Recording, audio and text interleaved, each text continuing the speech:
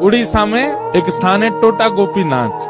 कौन से? तो वहाँ के जो पुजारी जी थे वो सेवा करते करते उनकी कमर झुक गई, और जैसी कमर झुकी तो अब वो ठाकुर जी को चंदन लगाते तो माथे की जगह नाक पे लग जाता, आंख पे लग जाता, गाल पे लग जाता, होठ पे लग जाता। दर्शनार्थी बोलते, पुजारी जी देखो, गोपीनाथ जी की आंख पे चंदन लगा दिया आपने, गाल पे लगा दिया, मुंह पे लगा दिया। उनको बड़ी पीड़ा होती।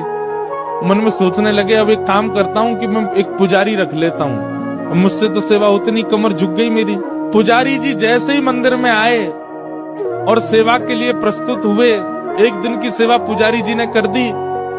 रात्रि में मंदिर जैसे ही बंद हुआ तो महाराज पूर्व के जो पुजारी जिनकी कमर झुक गई, उनके स्वप्न में श्री ठाकुर जी गए और ठाकुर जी जाके बोले, देखो मुझे आपसे ही सेवा चाहिए, ये क्यों कोई और मेरा स्पर्श नहीं करेगा, आप ही चंदन घिसो, आप ही पोशाक पहनाओ, आप ही श्रृंगार करो। ठाकुर जी मुझे बहुत प्रसन्नता है कि आपको मुझसे सेवा चाहिए, पर मैं तो बीमार हो गया, मेरी कमर झुक गई, अब कैसे चंदन लगाऊं आपको। ठाकुर जी बोले, हमें नहीं पता, हमें आपसे ही सेवा चाहिए, कल सुबह पुजारी नहीं आना चाहिए, आप ही आओगे सेवा में।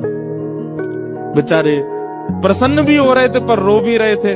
प्रसन्न इसलिए हो रहे थे, बताओ ठाकुर जी को मेरे हाथ से सेवा चाहिए, रो इसलिए रहे थे कि मैं सेवा कर नहीं पाता। दूसरे दिन स्नान करके मंगला में जैसे ही मंदिर में प्रवेश किया तो क्या देखा, तो जैसे हम